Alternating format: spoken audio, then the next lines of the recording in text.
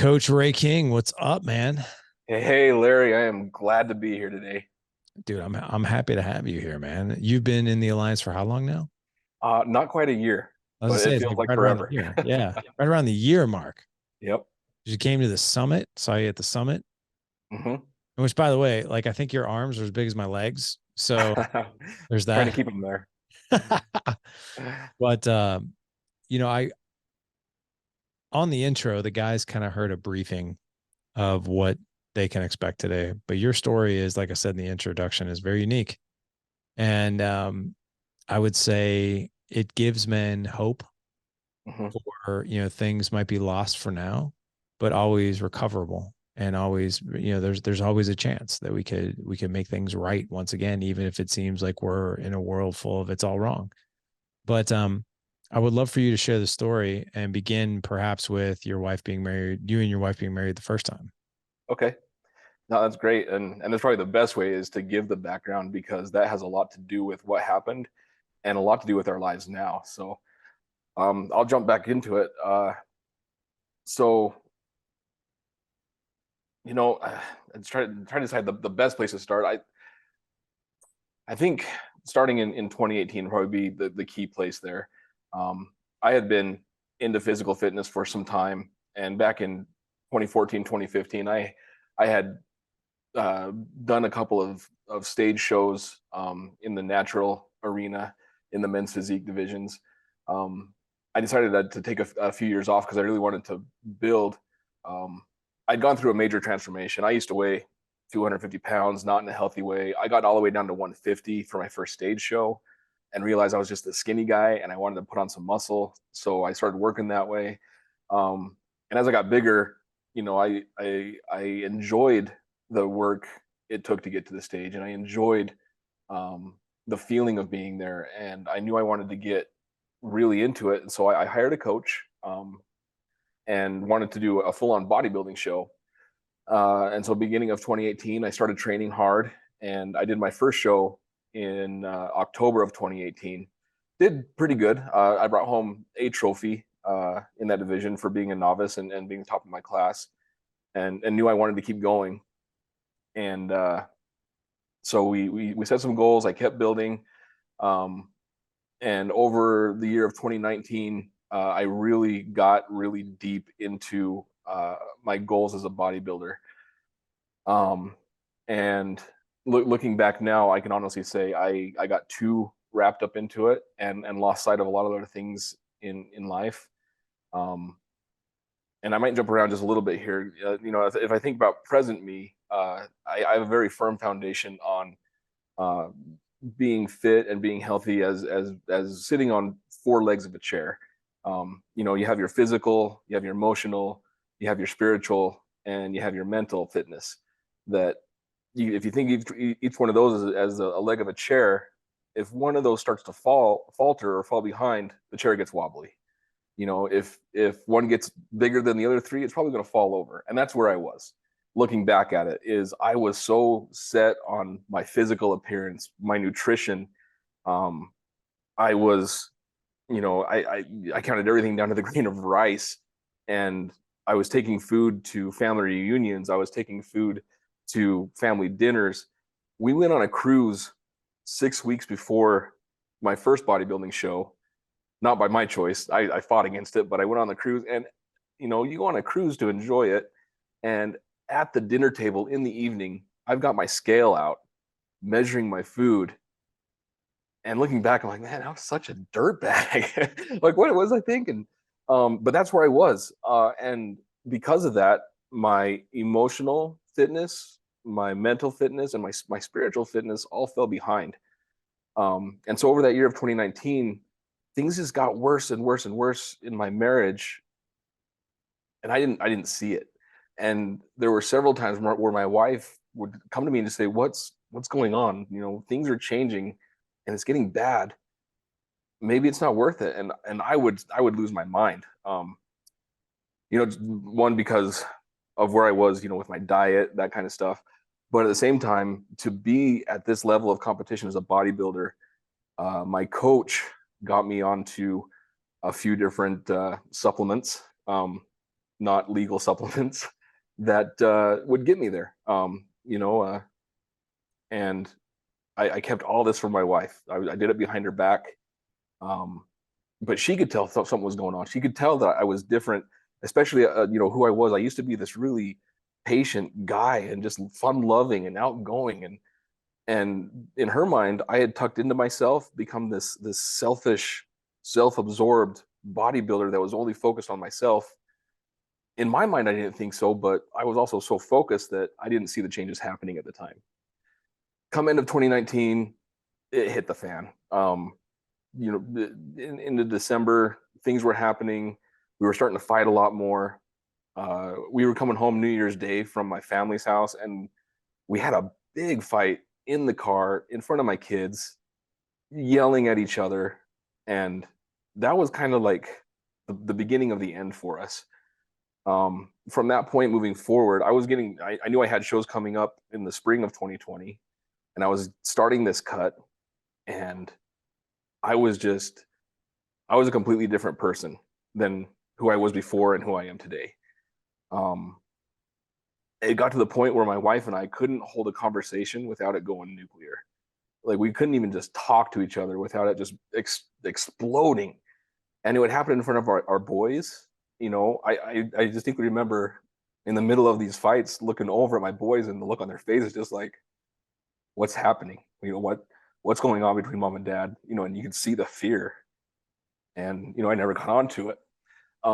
And try to shorten the story up a little bit more. Come March of 2020, right before COVID, like literally the week before everything shut down, I moved out. I packed up my stuff and just said, I can't live in this environment anymore. I'm going to move out. So I moved out, and it didn't really get any better. Even when we talk on the phone, we'd end up just screaming at each other again. And it got to the point where I just didn't even want to talk to her anymore. And I think she was starting to realize what was going on, and she tried reaching out, and she would send me texts like, "I'll do anything to fix this," and I would just ignore them. Or, "What can I do to make this better?" And I would just, ignore it. I just let it go. Um, and that's when COVID hit, and so, you know, trying to take my boys and do stuff, living in a place where I really only had one bed. I never got to see my boys very much because I didn't have a place to take them. I didn't have a place to go. Everything was shut down, and it was hard on my wife because she had them all the time, which made it even worse. And one thing led to another, and in a whirlwind of 6 weeks, papers were filed, and our divorce was finalized in May. That's how quick it went. It was so fast. That's crazy. Incredibly fast. And looking back, I'm just like, my mindset drove me there. I didn't reach out to friends. I didn't reach out to family. Didn't talk to anybody about it. It happened. And people were like, "Wait, what happened?" And it's like, "Yeah, we're divorced." And the kicker, the craziest thing is, June 8th, 2020 would have been our 13th anniversary, I think. And that day is when our final signed paper showed up in the mail for both of us on our anniversary. Wow. Yeah. So that was it. We were divorced. I competed in 2 shows that spring. And to make that another long story short, in July, my second and final show, I did amazing. I came home with not overall. I came home with top of class trophies, second place overall, the best I'd ever done. My coach saying, "Hey, we're going to go places. Like we're going to keep this up, and we're going to go places." And it was the week after that, or during the week after that, when I came home from that weekend, came home from that high, I realized how alone I was. No one was there at home to celebrate with. My family was barely talking to me. Well, my brothers would talk to me, but I hadn't talked to my mom in weeks. She was so mad at me. Um, Her family, I kind of kept in touch with her sister, my wife's sister, because we're close, and she would talk to me. And but I was alone. And probably got to some of the darkest places I've ever been. Emotionally, mentally. Um, no, no spiritual health at all. Like, I lost contact and touch with my God and my Savior, and I was alone. I literally felt alone. And if it wasn't for a phone call to a brother and a friend in the middle of the night, a couple of nights, it scares me to think where that I might not be here, let alone where I would be, but that I might not be here. Um, but I was able to get through those really, really deep, dark times. Um, and it was then I realized I need to start figuring out how to navigate this and put my life back together. Um, just for me, for my own health. And it was that week, the same exact week, my wife was selling her house. Her house. It was, it wasn't my house anymore. It was her house. She was selling it because she couldn't manage everything. Even though I completely offered to make sure it was taken care of, mortgage was paid. She felt like she couldn't handle just being where she was and decided to sell it. So I went over to help her with the final paperwork, and I signed the papers. And on the way out the door, I was taking the boys that day for the weekend. How, And on the way out the how, door, how old are your go boys? ahead. I just for context, how old are your boys? How old were they at the time? Um, at the time, they were 10, 8, yeah, 10, almost 8, and almost 6, or just barely 6. So, That's fairly young. yeah, and just for context, I mean, these are like super pivotal ages, where Oh, we say the video camera is on and the memories are being made. oh, definitely. You know what I mean? So okay. I just And wanted I to get know, that for context. yeah, and I know the effect it had on them. Like they're like when the separation was fresh, and I'd come over and spend a little bit of time with them. You know, these thoughts and these images haunt me even now. That on the way out the door, my youngest saying, "Hey, Dad, are you going to stay here tonight?" And look him in the face and saying, "I'm sorry, I gotta go. I'm not. I gotta go back to where I'm staying." And just the look on their faces, knowing that I was leaving again, um, that still haunts me. Uh, so to get back to where we were, I was picking up my boys, signed those papers with the sales papers for the house, and on the way out the door, I don't know what compelled my wife, but she said, "Can I have a hug?" And Oh, really? and I said, "Well, of course you can have a hug. I'll always give you a hug." And so she came over, and it wasn't just a hug from both of us. It was we missed each other. I could tell she missed me, and I missed her, and it was a warm embrace, and it was more than a hug. And we actually, um, at the end of the hug, we ended up kissing, surprisingly. And it was kind of like an eye opener for me and for her, because we both just kind of like sat there for a second, and in my mind I'm thinking, wow, that was really nice, and I really miss this in my life. I miss it. um and that was the first time, and talking to my wife, she'll tell people and tell me, like, that was the first time in months that she had seen me actually portray any emotion of any kind, and that caught her off guard, that I was actually showing emotion, and she was starting to see this little hint of who I used to be in to her. And that night we were texting back and forth, the first time we had openly texted back and forth in months. And for a couple hours we were texting, and I ended up saying something like, "Look, I have so many things I want to tell you, but I can't do it over text anymore. If we know we need to talk." And she said, "Well, are the boys in bed?" And I said, "Yeah, they're asleep." And she asked if she could come over. And so this was 10 o'clock at night. She comes over to my apartment, and we sit out on the curb, and we openly talk for hours until 1 or 2 in the morning. um and I'm open with everything. She's asking me questions, and I'm just honest with her, like, yeah, like, this is where I was, this is what I was doing, this is what I'm involved in, and I'm broken, and I got to figure out how to make it better. And that was probably the beginning of something saying, "Hey, we made a mistake. This is probably something we could work on." And so it wasn't immediate, and thankfully it wasn't. Well, we both look back and think, if we would have just jumped right back into it and got back together, we probably just would have fallen right back apart. Back into old habits, back into old routines, and just and either we would have gotten back together and split right away, or maybe last a year or two and nothing gets fixed. But because she was scared of getting back together, and I knew I had work to do, it was such a it was painful, but it was a good, slow, painful process.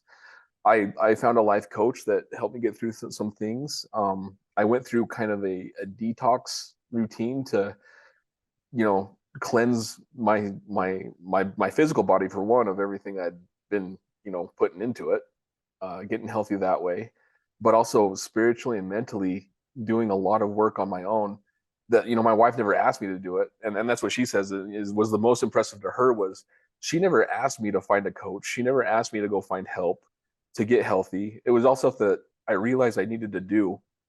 And the more I did it, I would write her letters once a week, and I would just tell her everything I was learning, everything I was working on, and I would say, in the past, this is how I was, and I know what I did wrong, and this is how I'm fixing it. And no matter what was going on between us, whether it was good or bad, I wrote this letter to her every week, pages, 5 pages long, easy, handwritten, and she's kept them in a notebook. It's actually kind of cool that she's kept that. Um, and that was huge to me because I would just leave them, but I would come back to her house a couple of days later, and I could tell she had read them. They'd be on her nightstand. They'd be sitting there. It wasn't something that she was just like, yeah, whatever. She was, and she was scared. I'm not gonna lie. She was afraid the entire time, and she would tell me, "No, we're not doing this. We're not getting back together. We can be friends. We can be great co-parents, but we're not getting back together." And I, I tell her, like, I understand that, but it's not going to stop me from doing the work that I'm doing. And I just kept on. I kept on my path. I kept working, and we get closer and closer together. Come Thanksgiving, I invited her to come up with me to my parents' house in Idaho. She came with me. Spent a great weekend together. It's the first time she'd seen my parents in forever. Yeah, and her and my dad have a very special bond, which was it was good to see that, them get back together for a minute. And then I spent, Christmas vacation with her family down in southern Utah, and it got better and better. And finally, it was like I think the week before Valentine's Day, she asked me if I could go meet her for lunch. And because before that, I would ask her to dinner. She'd say, "No, I'm not ready. No, I'm not in the same place as you are. I'm not going to go on a date with you." And then she asked me out to go to lunch with her. And so I went to lunch with her. And, after lunch, I just kind of joked with her. I said, "Hey, Valentine's Day is next week. That'd be a good time for a proposal." And she laughs. She says, "Well, let's call this our first date and we'll go from there." Um, but then the next week was Valentine's Day, and uh, we went out to dinner with some friends, and she told one of my boys to ask me if I would come over and spend the night at their house that night. So went over, spent the night, and from there it just things got better because I had done the work to get myself into a better place, and I was slowly becoming the person I used to be and the man I used to be, especially in her eyes. And she was falling back in love with that person that had left for a few years. Um, and then come May of 21, my lease was up at my apartment. She was about to have shoulder surgery and knew she was going to need a lot of help running her bakery business. And so she said, "You know what? Why don't you just move back in, and we'll keep working on it." So moved back in with my wife. Uh, Spent the summer. We went on vacations. We were a family again. And then we went to Mexico in July, and I proposed to her, on the cliffs over the beach. And even then, she says, "Oh, I don't know," but she put the ring back on at least. Um, and then in November of 21, we got remarried, and so now people ask us how long we've been married, and we kind of shrug our shoulders. We're like, we don't know, but we're counting it all as one marriage, and now we're coming up on 16 years here in June. And like I said, or when we were talking before this, our marriage has become so incredibly solid. I mean, it's not all sunshine and rainbows. We have our hard times, we have our disagreements, but because we've learned to navigate them in such a different way and in such a healthy way, that the things that used to make us explode and go nuts, we can talk about in 5 or 10 minutes, and they're gone in the wind. And we just went on this week long vacation to Florida and the Bahamas with my boys, and and just the feeling is so much different than it was in the past. And even just, I can't remember if it was yesterday or the day before, after we got home, she just said, she says, she says this often, but she built on it. She says, "I am so proud of you. I am proud of the man that you've become. I'm I and I have." She says, "You have become the man I always dreamed you could be." And sorry, the tears are going to flow a minute. Um, that our marriage is the most solid it has ever been in our last 16 years, and it's only going to get better. So, So thank you for that context. And by the way, a couple of things I just want to pull out. Number one, this is a story of absolute redemption and getting in alignment with your most authentic self, all the good and all the not so good. yeah. Right? It's also a fascinating story about one of us in the marriage. Could be any. So those of you guys listening in the audience, can be you or it could be your wife. But one person going in a direction just full throttle, right? And there's some things left on the table that need attention that aren't getting that attention, right? Right. Now Right. here's the funny thing.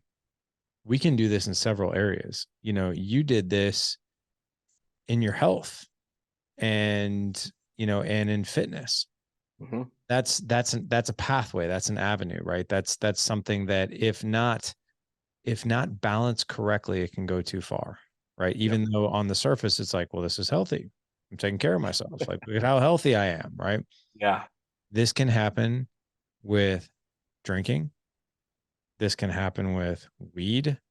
This can happen even with like your average dude who comes home from work, plops down, watches Netflix, and mentally and emotionally detaches from the family, but's physically there, right? Mm-hmm. This could also happen in careers, big time, Yeah. right? At work, well, see, I'm providing. I have to work all these hours and I have to do all this stuff in order to provide, right? And we can take things just a little too far. The thing that's interesting is the healthy stuff can also be taken, the quote unquote healthy stuff can be taken too far. Everything in balance, right? Everything Mm-hmm. in moderation, right, is key to this. The other thing too is I truly imagine for a moment if you kept all these things that you shared with your wife through conversation, the first time you guys hugged and it had been so long, the first time you kissed, and maybe you would have sloughed that off as like, yeah, it was kind of like one and done or like whatever, but you didn't. You listened to that intuition of like, what if there's more here? And then she came over at 10 o'clock at night. You could have easily been like, no, no, no, we're separated. We don't do that. We're Yeah. divorced. We don't do that. Mm-hmm. Come over. And then you guys both openly and authentically shared exactly where you were at without any masks or any shields or anything like that. This is who I am, stripped down to absolutely nothing left except for the person that you see, which, Yep. by the way, that's the person that our spouse desperately wants to see in us. Mm-hmm. And now here you are, you have rebuilt everything and you've rebuilt it. Like let's take a house, right? You a brick house. You have completely and totally built these brick by brick with stronger and better mortar than what it had before. Yep. Question I have for you is, you've been in the alliance now for a year. I constantly see you on our call teams. I constantly see you engage. You did our extraordinary marriage call team, our mastermind, and you are a guy, man. Like, I actually didn't know all the details around your bodybuilding stuff. I mean, I just always saw you as like, holy crap, dude, Ray is fit, right? That was actually the last thing I wanted to say, which is if you think you can't be a jacked, like muscle bound, like you are like a man's man. you were like the epitome. Like when you look over at Ray, you're like, dude, that's a freaking like monster, right? But here you are, and I've seen you on call teams. You're so in touch with who you are as a man. You're so into, and that sounds like a feminine thing to say. It's not. What I mean is, you know yourself so well, right? From the intellect to the emotional part of you and everything else, which is makes you who you are, and it makes you a more powerful and better leader for you and yourself and your family. Hmm. But and without getting there, a lot of us guys, what we want to do is we want to wear like these masks, or we don't want to be our most authentic selves. It scares us to some degree. But I see you like literally like you're a sponge in our group, and you're constantly learning. And what I would love for the audience to really learn from you, because I would love for the audience to stop listening to this podcast at the very end and be like, you know what? Ray talked about and this tactic and that tactic and the things that he's doing. I think I can do that. Hmm. But what are some things that you've learned that have been just completely invaluable to this rebuild of your relationship? You know, gosh, there's a lot, and that's the great thing about this alliance is there is so much to learn, and it's not just from the folks leading the calls. It's being in these groups with these other men that have been in that have been and are in these different stages of life that we can learn from. There's a couple guys on here that I have gained invaluable lessons just listening to their stories. Um, and so, when I found the podcast last year, I think I was looking for something business related, some kind of entrepreneur thing, and I stumbled across one of yours that happened to have an entrepreneurial subject, and I got hooked. And it didn't take long, and I thought I gotta be a part of this. And so I joined the DEA, and I came to the summit, and met some of the guys that I had met on the calls, which was awesome because these brotherhoods, these bonds develop so quickly. And I think it's because what you said is because we are authentic with each other. Um, it is so rare to go out in the world.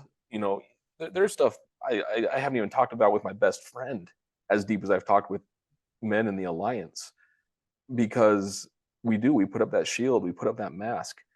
Um, and but getting into these calls with these other men, and we learn that it's okay to open up, it's okay to be authentic and tell our story and be our real selves. um, it opens a whole new world of learning. um, and I hate I should say hate. I don't like using the term vulnerable. I hear that a lot. Thanks for being vulnerable. You and You're me oh, you're both. so vulnerable, and all I can think is no, I'm not vulnerable, because that just means I'm open for attack. But I am open, and I am authentic, and I will tell you the whole truth of where I really am, and be honest about it. I think that's more accurate. And the more that I've met these guys that do break down and do completely open up, that's when the real learning takes place. And so as we went through that marriage mastermind, which, holy crap, if I had that 5 years ago, I don't think I would have ever ended up where we were. I think a lot of things could have been repaired and fixed way before they got worse. So if you're listening and you just and do it, I highly recommend it. But the things we learned in that group have taken, even as good as we were when we got back together and remarried, it was, I think we were right in the middle of it or just starting it when we got remarried. Um, the subjects we went over and the things we learned just in that marriage mastermind have taken us leaps and bounds farther, faster than I think they would have naturally occurred. And I think the biggest ones I can really attribute to, one is the tactical empathy side of things. Um, and that comes from, one of our biggest weaknesses as a man in marriage is we want to fix everything. I was one of those.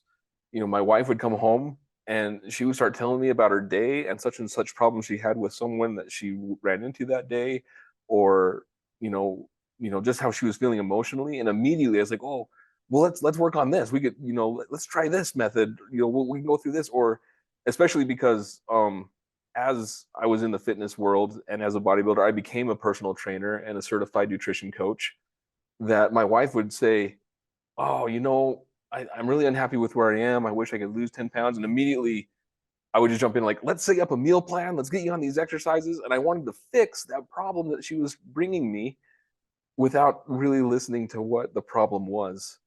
Um, and even that would bleed into other conversations where I would feel like she was upset with me for something or getting after me for something, and I would become defensive and fight back, but not realizing the only reason she's doing that is because there was something else deeper that she hadn't talked about yet, but she was using me as that punching bag to get it out and just putting out whatever she could.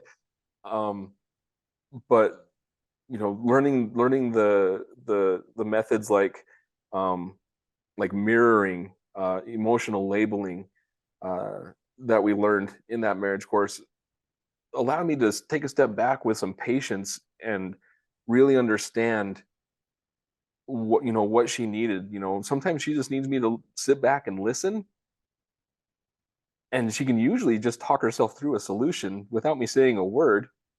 Or at any rate, at the end, I can say, you know what, I have an opinion if you'd like to hear it. And she'll tell me right then, oh, you know what, no, I'm good. I just needed to talk. Or, you know what, actually, I would like to know what you think because I am struggling and I could use some help. And then from there, it's not so much of me trying to fix it, but this is what I'm observing, and here's some advice. It's up to you what you want to do with it. And it's made our conversations calmer, um, and just being able to talk through it without me wanting to fix it solves so many problems way before they become bigger problems. You know, um, there's a patient side to it. My wife used to tell me, and other people around me, that I had the patience of Job, that nothing would get to me. Then over the last, few years, especially the years leading up to our marriage, where that patience just seemed to go completely away. Um, and we were just on a we were just on a call here a couple weeks ago with a group, and my wife happened to be in the room, and we got to work the patience. And I turned, I said, hey babe, tell these guys about my patience. And she says, well, you were super patient, and then you weren't patient, and now you're patient again, and it's really nice. And so that's been able to come back. Or just holding the space. And and probably the other big thing is just having those really open, genuine conversations that we used to have when we were dating. um really getting to learn about the other person. And so, like I said, we just went on this vacation, and I think in the past, there'd be, we'd go on these vacations, and while the kids would be playing, I'd be sitting there, she'd be sitting there, probably on our phones, reading a book, not really talking. But this time around, especially, it's just like, I spent a lot of time with my boys playing and having fun with them, doing these awesome things. But there was also the times where they were playing and I was sitting there next to my wife, and we could just discuss whatever came up. Or we'd find ourselves asking each other questions that actually just dove deeper into who we are, where we are now, and where we want to go together. um, we just made two big business decisions and jumps this year. And this also comes from being in the alliance, is finding the methods and the ways to do this together without it causing a lot of turmoil. um, I think I mentioned my wife runs a bakery out of her house, and she's been baking for this local soda shop for the last 6 years. Well, the owners decided they wanted to close their doors, so we bought the place. So now we are business owners. Wow. And as a man and a wife, being a business owner, that's a scary thing.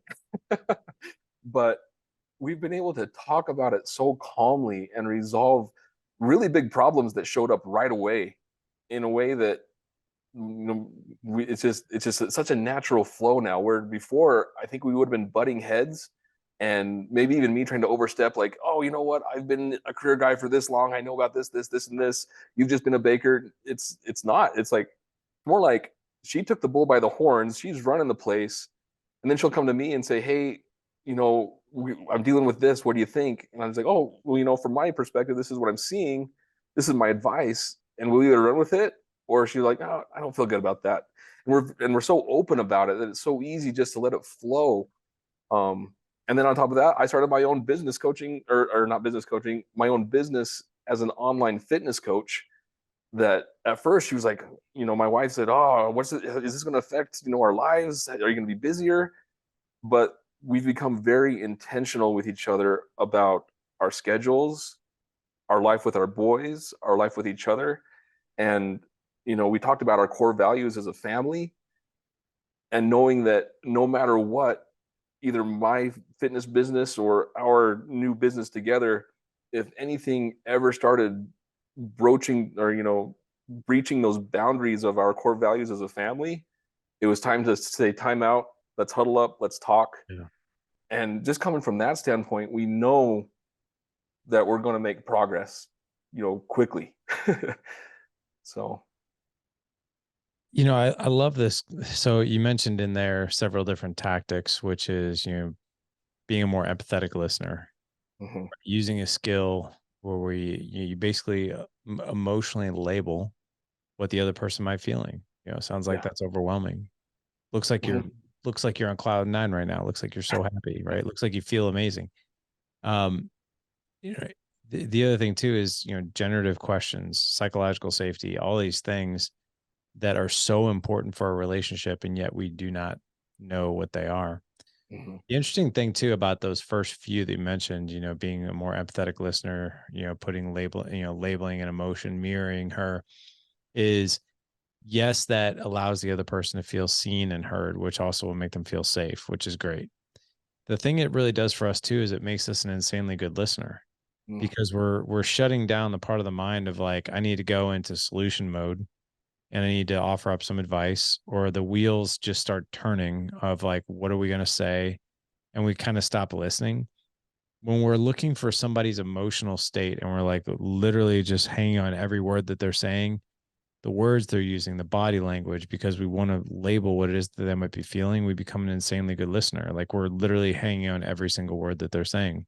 mhm, That alone, women, our wives don't necessarily need a solution. What they need is validation, yeah, right? And just because we're validating her emotional state, this is where a lot of us, I think, get tripped up on this, is we don't have to agree with it. Like, so she might be really upset about something. And in the back of our mind, we'd be like, I don't understand why she's so upset about this. It's not really that big of a deal. Or it could be the flip side. Like, she's so calm about this. Why is she not so upset about this? It doesn't really matter as long as we're validating, because validation doesn't always have to mean agreement. Sometimes it can, but sometimes it can't. And mhm, that's okay. Uh, but I love the fact that you're doing this. And I love the fact from a tactical standpoint, these are the conversations you have. The other thing, too, that I think is so important is the core values. Like, what is it that we value about our relationship and our family that is so intrinsic and it's so part of who we are? Like, one of the things that we value is human connection over stuff. So we value adventure, memories, and experiences over an accumulation of things, right? So if we're ever looking to purchase something or we're going to go spend time doing something, we run it through that filter of, do we value this? Like, mhm, is this something we really value? Like, my wife and I, she needed a new car a couple of years ago. Our old van was like just completely breaking down. And I told my wife, I was like, if we have one more issue with this car, we just need to get a new car. And not a new car, just a different car. right. And of course, you see all the shiny new models that are like 50 grand plus, and for a new minivan, and you're like, well, do we value a new car? No, because all it's going to do is going to be a four-wheel buffet of goldfish that's going to be trashed with kids' sports and their mud and their cleats, and it's a waste of money to buy something brand new. So what we really value is a working car, which we're going to pay half that price Mm, for a used vehicle that doesn't have all the bells and whistles, but that's really okay. But a lot of us will get tripped up on that brand new vehicle. And because we think that's what we value. Just one quick side story here. I've got a one-on-one client. He's got a full-time job and he's looking to start his own. He's already started a business, but he wants to break free and go full-time. And I was like, what's holding you back? And one of the things that came up for him, he's like, well, I need a new truck every 2 years. And that's like, it's like 70 grand every 2 years. And I'm like, why do you need a new truck? He's like, well, I just like having it. So we peel back the onion layer pretty far on that one. And what we boiled down to was he didn't need a new truck. He thought he needed a new truck. And I'm like, at the end of the day, do you really value this thing? Like, you got three boys, like you, three boys. Like, do you really, or can you buy a used truck that's just a couple years old with a few more miles on it, and it's half the price and you're not strapping yourself? And he just kind of like thought about that. He's like, no, I guess I just thought I did, but our values will sometimes, if we don't understand what those values are, what we think we want or need becomes the thing that we think we must have or need, but it actually isn't the case. But core values really do that for you. I'm curious, what has been the boys' response to all this? Because now they're 12, 10, and 8. Is that right? Yep. Yeah. Hmm. You know, they've actually they've done really well, and I was worried at the beginning because when we were separated, we were divorced. Especially my oldest, he was old enough to really understand what was going on, and it affected him the worst for sure. I remember coming home from my parents' house, Fourth of July weekend, and I could tell he just wasn't himself, and um, like I kept prying and prying, asking him, what was going on, and he wouldn't say, and he wouldn't say, and finally, I started talking to him. I said, I'm sorry. I said I have destroyed all of our lives, and um, we both got very emotional on that drive home. We both broke down, and it was right after that. My wife and I were talking, and we knew we needed to get him into someone to talk about it, because he wouldn't talk with me and he wouldn't talk with my wife, but we did get him into a therapist that he would talk to, and he wouldn't tell us everything, but he'd at least give us some guidance on what he needed.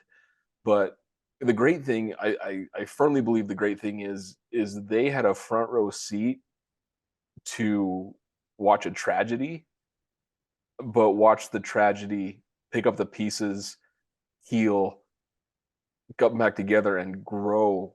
And if anything, I pray that what they learn is that some really hard things can happen to us in life.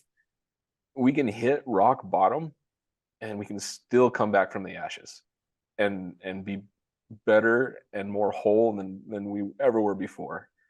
Um, and the one thing that does come to mind, I remember when after my wife and I had started talking again, and things were starting to progress, and I was a lot more pushy than she was, for sure. I was like, we can do this. We can put this back together. And she, so standoffish.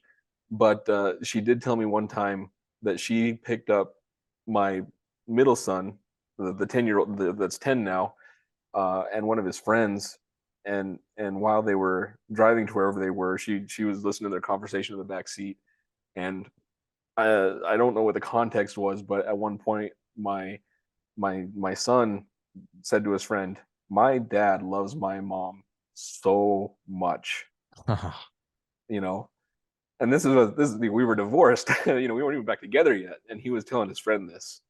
And so that was kind of a big, like, wow, like I think he sees the effort I'm putting into it, and at least understands that, you know, that I do still very much love his mom, even though we're in this hard spot. Um, and then, it wasn't, we got remarried in the end of 21, and in March of last year, we bought this old farmhouse just down the road from where this little rental that we had was. This old 1915 farmhouse. We're sitting in it right now. You can kind of look around, but we completely gutted this place down to the bare bones, and we rebuilt it literally from the sticks that were still standing, into a more modern but very cozy home for us. Um, and it's funny because we were going through the marriage mastermind while we were doing this, I remember and that. I remember seeing like the stuff in the back. yeah, one of the guys that was in there, he said something profound. and to this day still makes me emotional about it. He said he said, you know, it's beautiful that you've built your marriage from literally from a bare foundation to a new home marriage, and now you've taken this old house, poured all the way down to its foundation, and you've rebuilt it to not only be a house to live in, but to be a home. Yeah. Um, and we say that like this place, we like when before we had a beautiful house in town, gorgeous house, and we thought it was our dream home.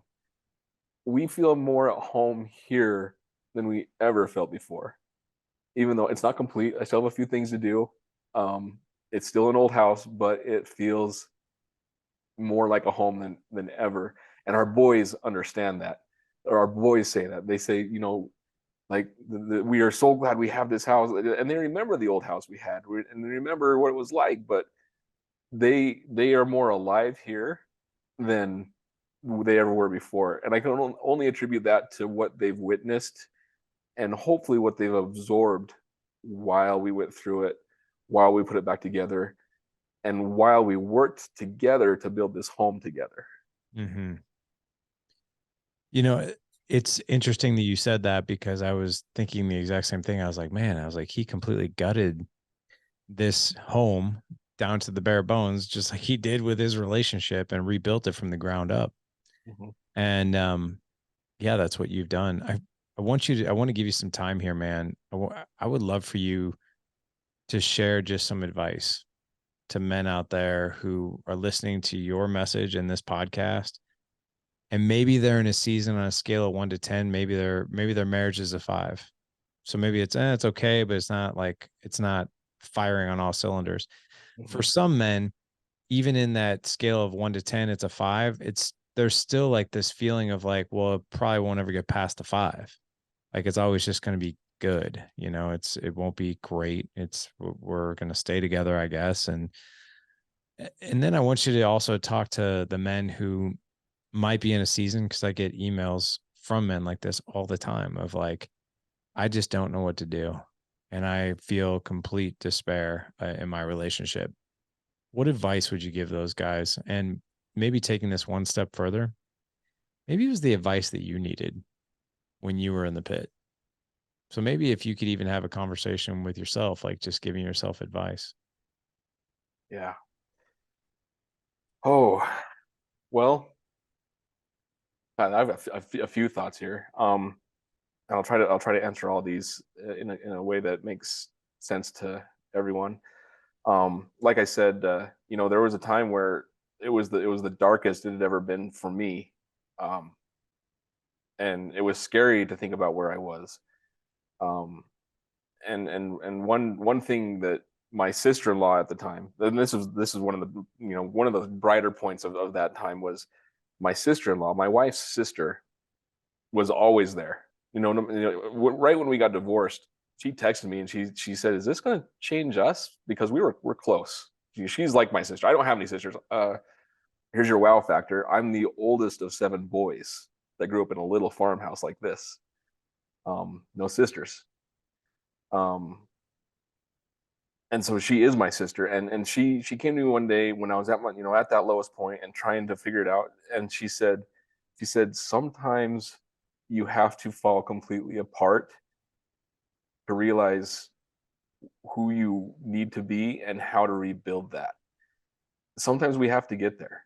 And so if you are there, if you're in those depths, if you're in that place where you feel like you've either lost everything or you're losing everything, sometimes it's the best course of action that you do hit that rock bottom, that you do completely fall apart and lose everything to know what you have to gain, and then direct your life that way.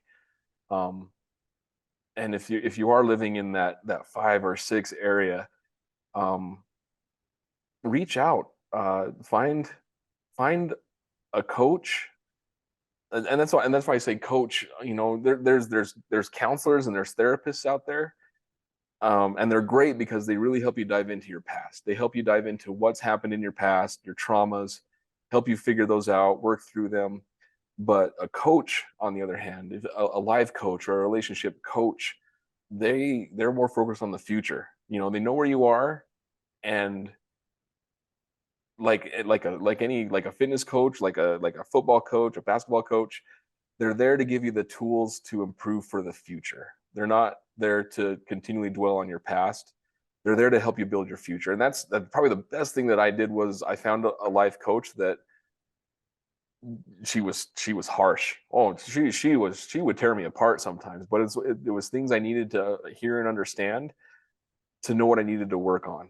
And as we developed a path forward, instead of just trying to fix what was behind us, but developing a path forward, building on habits, building on routines that made my life better, that's what ultimately made me more attractive to my wife again. Was I was becoming a better man because I was working on myself and I was working towards my future, not trying to fix my past. So I think that's probably the biggest thing is if wherever you are right now, use the past as a tool to learn and remember, but don't dwell there. Learn what it took to get you where you are and use those as tools, and a coach will help you along the way to build a path forward. Look ahead. Where do I want to be next year? Where do I want to be in 5 years? And start building that plan and building those little daily habits, those little routines to get you there. Whether that's self-help books, whether that's podcasts, whether that's uh, a biblical study group or a scripture study of some kind, or really finding your relationship with your higher power or your God. Those all those coming together will improve who you are as you move towards the future, and that's what's going to ultimately give you the confidence and make you attractive again. I'll be honest, a woman loves a woman is attracted to a confident man, and that confidence comes from the work that you do on yourself. So if you're listening to this and you need that guidance, a lot of it's right here. You know, a lot of the things that I learned are right here in the Alliance. And there's men like me, there's men that are in the same place as you, and you can really talk about it. And that's probably the biggest growth you can find. Yeah, it's the community that you surround yourself with. What I'll tell you is that most men in their lives, we have acquaintances, but we don't necessarily have these tight friendships. I mean, I've been doing this work now with men for over 10 years. And I think I can count on one hand when I've asked men, and you really got to get real with them, be like, hey, do you have a group or at least one friend that will, you can go to, and he'll tell you like it is. He's not gonna tell you the attaboys, right? That are it's gonna keep you in the misery that you're in, but like someone who's going to literally hold you to a higher level than what you hold yourself. Like when you say, hey, I'm going to do X, Y, and Z, is this the guy that's like, I'm going to check in with you every single Thursday to make sure you're doing that? Mm-hmm. They're asking you're asking each other different questions versus like, hey, how's the wife and the kids? Versus like, hey man, how's your marriage? Oh, it's good. Okay. Is it good? Well, how are you guys talking? What's your communication like? How often are you guys going on date nights? How often are you guys having sex? Are you guys talking about your finances? Are you talking about your visions for the future? Are you on the same page as parenting? Like, what do these conversations look like? Those are the kind of conversations that men really, if you're not familiar with them, there's a part of us that makes us really freaking nervous about them. But you know what's interesting? At this point in my life, and I think if you've asked any guy who's really evolved like yourself, can you imagine a life without those conversations at this point? No, no, not at all. I mean, and it comes up frequently that the conversations we have here, we we don't have with other people out in the real world. It's so different, and I think Right. that's where the real bond happens. It is. And you know what? And that's really okay, because you shouldn't, in my mind, there's a trusted, like we call it in the alliance, trusted board of advisors, right? Or your community. There's something really interesting. Yeah, I'm a very big faith-based person. I think you are too, correct? Definitely. Yeah. And I can't even tell you how many men And I'm not here to say that the alliance is here to replace church. That is not what I'm saying. In fact, I think it's the alliance is a great add to church, right? And vice Amen. versa. Yes. But I've heard men even say this. We view a place like church as a safe place and something sacred. But when it comes to men's groups at churches, what I have heard over and over again is I have a men's group at church, but there's still a lot of things that I won't share there because I don't want to like so for we joke about this a lot, but it's like, because we talk about porn in the alliance every day, like because Mhm. guys are always trying to redefine their relationship with porn just a little bit. And a lot of guys are just like, I can talk about a lot of things in my men's group at church, but I can't talk to them about like how much I'm drinking. And I can't talk to them about definitely not my porn habit because the last thing I want is when we're in church on Sundays, I don't want one of the guys in my group to be nudging his wife, be like, hey, remember the porn guy I was telling you about? That's him right over there. Yeah. And there's like this level of fear that some guys have of like, well, if I'm in a church setting, like that's my people too, and that's where my family is. And there's a part of me that just doesn't want to be 100% authentic. But like when it comes to being on a call team, virtually with men who are doing life with you, but they're not in the same circles of your church or your family or your wife and that kind of thing, it feels quite a bit safer to talk about things that are even more threatening because that like there isn't that interaction that they're going to see and have with us every day. Well, definitely. And I think with that, I mean, I think the tie-in between the church part of it and the alliance is the grace that we learn for ourselves and for others. Um, we learn how to give ourselves grace when we make mistakes, when we fall short. We learn how to give ourselves grace when other men come to us with their problems. The judgments are gone, and we give them grace. We understand, and and right down to my marriage, if it wasn't for the grace that my wife showed me, we wouldn't have ever got anywhere. But Yeah. she allowed me the grace to apologize, prove myself, and be forgiven. And that grace is the key. I think in all of it, that grace for ourselves, for others, and for our spouses especially is that key. Man, dude, this was so amazing. I'm so glad you shared this story. There's a lot of men who listen to this podcast and a lot of different situations that are unfolding for men who listen to this podcast. We're up to almost 500,000 downloads per month now. And there usually isn't, at this point, there isn't an episode that goes by that I don't get an email about something, that's something that really came up for a guy or like, oh my gosh, like I didn't think about this or this. I got an email this morning from a guy in Poland. I swear to God, this is like a 3-page email. Like the guy just literally gushed his entire life out, entire situation out. And what I'm thinking is the email that I read this morning, like he needs to hear what you just shared. Wow. And so thank you for coming on and authentically sharing this journey because holy crap, man, it wasn't always pretty. And a lot of us we'll keep that stuff at high level if we even talk about it at all. But you really did an amazing thing today and really served Yeah. the guys in the audience at a high level. So thank you for doing that, man. It's been a beautiful ride. I'll say that much. Yeah. As hard as it gets, it's been a beautiful ride.